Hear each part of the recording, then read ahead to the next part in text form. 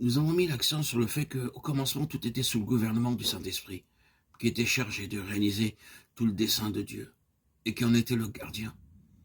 Comme autrefois pour le tabernacle, le modèle avait été conçu dans le ciel, jusqu'au moindre détail, et montré. C'est alors que Betsalel et Oholiab furent remplis par l'Esprit de Dieu pour tout l'ouvrage. Rien n'était conçu par l'homme, ni laissé à son initiative. Et comme derrière chaque élément, il y avait un concept divin, spirituel et éternel. Dieu fut particulièrement méticuleux.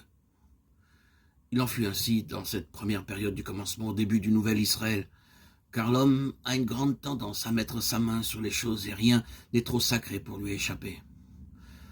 La grande précaution prise par Dieu quand Adam commença à agir, ainsi ce fut. Empêchons-le maintenant d'avancer sa main. Genèse 3.22. Comme nous voyons dans les exemples de Nadab et d'Abihu, d'Uza, d'Ozias, d'Ananias et de Saphira, le Seigneur montra sa désapprobation par un prompt jugement. La main de l'homme est toujours possessive, voulant contrôler et arranger les choses. Sa manière de faire consiste à amener les choses dans le champ restreint de son jugement et de son propre esprit. Mais il n'y a pas de compromis entre le Saint-Esprit et les œuvres de l'homme. Et toute tentative de la part de l'homme pour se saisir des choses célestes aura tôt ou tard, pour finir, de désastreuses conséquences. Il y a un besoin urgent de réviser profondément notre mentalité concernant ce que nous appelons la méthode du Nouveau Testament.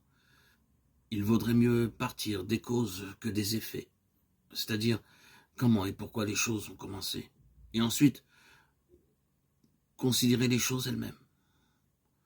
Nous commençons par la fin, là où les choses existent, et nous prenons les choses comme un modèle, un plan, un manuel et un processus qui doit être imité, recopié, reproduit. En agissant ainsi, nous limitons le Nouveau Testament à un manuel d'organisation. En faisant ainsi, nous oublions le fait vital, élémentaire et fondamental que ce que nous avons dans le Nouveau Testament n'est jamais arrivé tel que nous pouvons le supposer.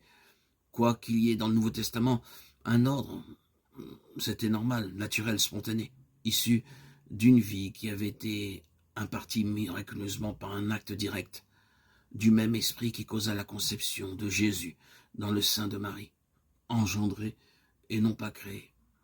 Ensuite, ce fut le développement, la formation